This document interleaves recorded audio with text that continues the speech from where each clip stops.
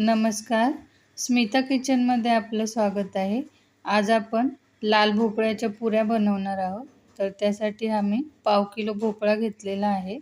आता या भोपळ्याच्या वरच्या बिया मी अशा काढून घेणार आहे.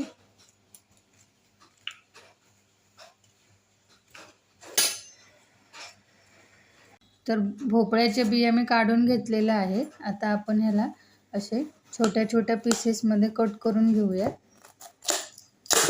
हे बघा, अशा पद्धतीने मी आता कट करून घेणार आहे. तर हे बघा, मी हा भोपळा असा सालासकट चिरलेला आहे. हे बघा, अशा फोडी मी मोठ्या मोठ्या कट करून घेतल्या. तर इथे मी आता एका पातेल्यात पाणी उकळत ठेवलेलं आहे. तर आपल्याला आता हे कापून घेतलेल्या भोपळ्याच्या फोडी यामध्ये टाकायच्या आहेत आणि हे छान असा भोपळा नरम होईपर्यंत आपल्याला शिजवून घ्यायचा आहे.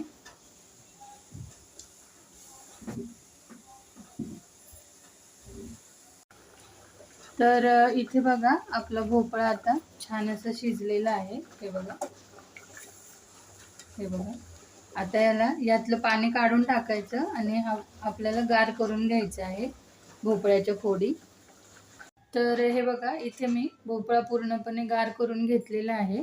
आता आपल्याला ह्यावरची अशी साल काढून टाकायची आहे. हे बघा, तर ही आता सहज निघते शिजवल्यानंतर आणि आपला भोपळ्याच्या फोडी पण वायाला जात नाहीत. हे बघा, अशा पद्धतीने आता सगळ्या भोपळ्याच्या साली मी अशा काढून घेणार आहे. तर हे बघा, अशा पद्धतीने मी सगळ्या भोपळ्याच्या साली काढून घेतलेल्या आहेत. हे बघा, तर आता आपल्याला एक स्मॅशर घ्यायचा आहे आणि त्याने अशा भोपळ्याच्या फोड्या आपल्याला अशा छान अशा बारीक करून घ्यायच्या आहे, स्मॅश करून घ्यायचे. तुमच्याकडे स्मॅशर नसला तरीही चालेल, चमच्याने तुम्ही बारीक करू शकता, कारण भोपळा छान शिजलेला आहे त्यामुळे तो पटकन बारीक होतो.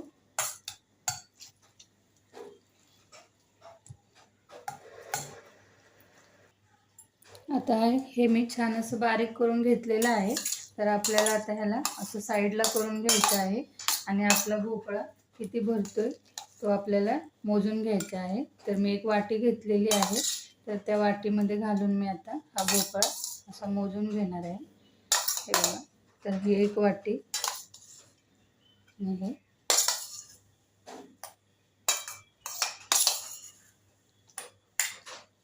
साधारण 2 वाट्याला थोडासा कमी असा हे भरलेलं आहे.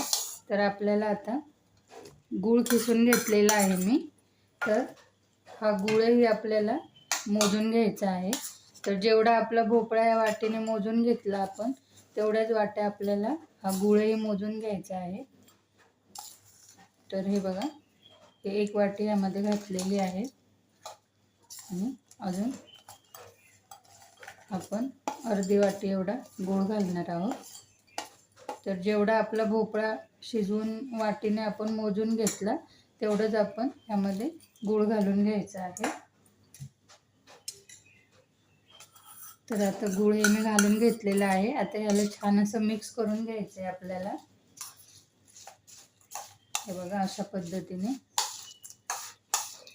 आता ह्यामध्ये मी थोडीशी विलायची पावडर टाकणार आहे. तर हे बघा, अर्धा चमचा एवढी विलायची पावडर टाकलेली आहे ह्यामध्ये. ह्यालाही छान असं मिक्स करून घ्यायचं आहे आपल्याला. आता मी हे मिक्सरचं भांडं घेतलेलं आहे. आता ह्या मिक्सरच्या भांड्यामध्ये हे थोडंसं फिरवून आणायचं आहे, बारीक करून घ्यायचं आहे आपल्याला.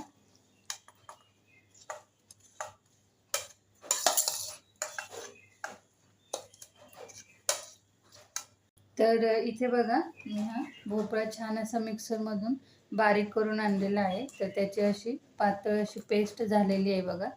हे बघा, आता ही पेस्ट आपल्याला या भांड्यामध्ये काढून घ्यायची आहे. ज्यामध्ये मी गूळ आणि भोपळा मिक्स केला त्या भांड्यामध्येच मी ही पेस्ट आता काढून घेणार आहे, अशा पद्धतीने.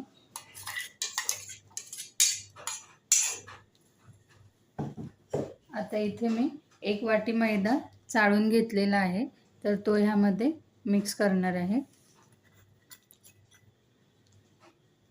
आता ह्याला छान असं आपल्याला मिक्स करून घ्यायचं आहे. आता इथे मी गव्हाचं पीठ घेतलेलं आहे. तुम्ही मैदा नाही घेतला, गव्हाचं पीठ पूर्णपणे गव्हाचं पीठ वापरलं तरीही चालेल, पण मैद्यामुळे थोड्याशा खुसखुशीत होतात पुऱ्या छान अशा. तर आता जेवढा ह्यामध्ये पीठ बसेल तेवढं पीठ आपल्याला थोडं थोडं करून ह्यामध्ये घालायचं आहे आणि आपण रेग्युलर चपातीला पीठ कसं मळतो तसं मळून घ्यायचं आहे. एकदमही पीठ घालायचं नाही, थोडं थोडं करत आपल्याला हे घालून घ्यायचं आहे.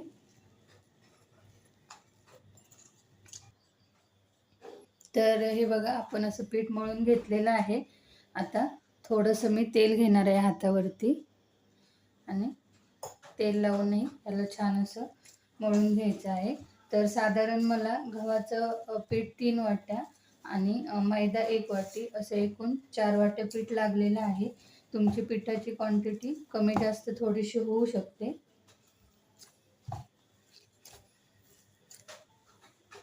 तर इथे बघा पीठ आपलं छान असं मळून तयार आहे. तर थोडासा घट्ट गोळा करायचा आहे आपल्याला. आपण पुऱ्या जशा लाटतो तेव्हा जसं पीठ मळतो थोडंसं घट्टसर तसं मळून घ्यायचं आहे, जास्तही पातळ करायचं नाही. आता ह्याला 5 मिनटं आपल्याला असं झाकून ठेवायचं आहे. तर इथे बघा आपली 5 मिनटं झालेली आहे. पीठ आपलं छान असं मुरलेलं आहे. आता आपण या पिठाचे छोटे छोटे गोळे करून घेऊयात पुऱ्या लाटण्यासाठी. तर हे बघा अशा पद्धतीने आपण गोळे करून घ्यायचे आहेत छोटे छोटे. तर आता इथे पुरे लाटण्यासाठी मी असे छोटे छोटे गोळे करून घेतलेले आहेत. तर आता इथे मी बघा तुम्हाला दाखवते एक पुरी लाटून. तर असा गोळा घ्यायचा आहे, त्याला पीठ लावायचं नाही आहे. वाटलं तर थोडंसं आपल्याला लावायचं आहे, नाहीतर नाही लावलं तरीही चालेल. तर हे बघा अशा पद्धतीने आपल्याला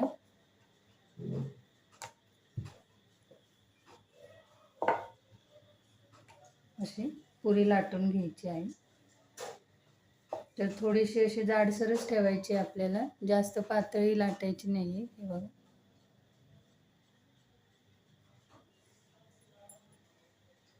तर अजून एक मी तुम्हाला लाटून दाखवते.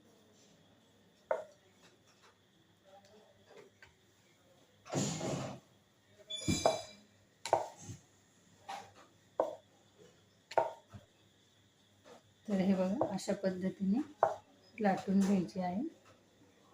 सॉरी हे बघा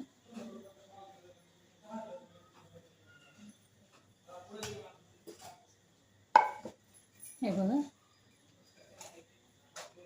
आता अशाच मी सगळ्या लाटून घेणार आहे. तर अशा पद्धतीने मी ह्या सगळ्या पुऱ्या लाटून घेतलेल्या आहेत. आता आपण तळायला घेऊयात. तर आता इथे पुऱ्या तळण्यासाठी मी गॅसवर कढई ठेवलेली आहे. तर आता कढई गरम झाली की आपण त्याच्यामध्ये तेल टाकून घेऊया. तर आता कढई आपली गरम झालेली आहे. आता आपण तेल टाकून घेऊयात ह्यामध्ये.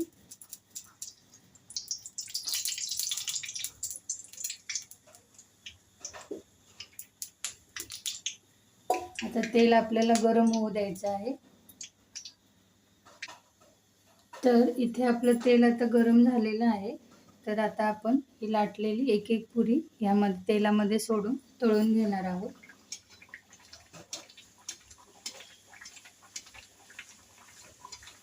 एकदम जास्त पुऱ्या टाकायच्या नाहीये, एक एकच टाकून असे तळून घ्यायचे आपल्याला, जेणेकरून ती छान अशी फुगते.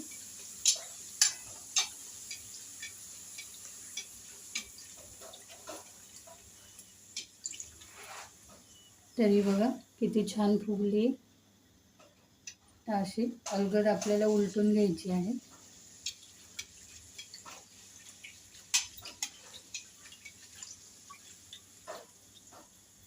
आणि दुसऱ्या बाजूने छान अशी तळून घ्यायची आहे.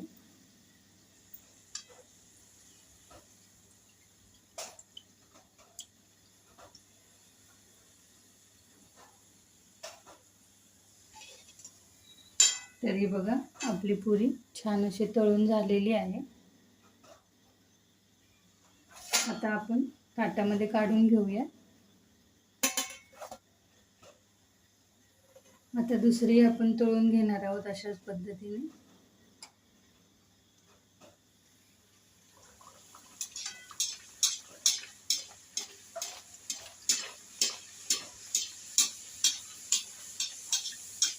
ह्या पुऱ्या 4 ते 5 दिवस एकदम छान खुसखुशीत राहतात. तुम्ही चहा बरोबर या खाऊ शकता स्नॅक्स म्हणून, किंवा प्रवासातही घेऊन जाऊ शकता करून. आणि चवीला एकदम अप्रतिम लागते. तरी बघा दुसरी पुरी आपली किती छान फुगलेली आहे, हे बघा. तर ही काढून घेऊ आपण. आता अशाच पद्धतीने मी सगळ्या पुऱ्या तळून घेणार आहे.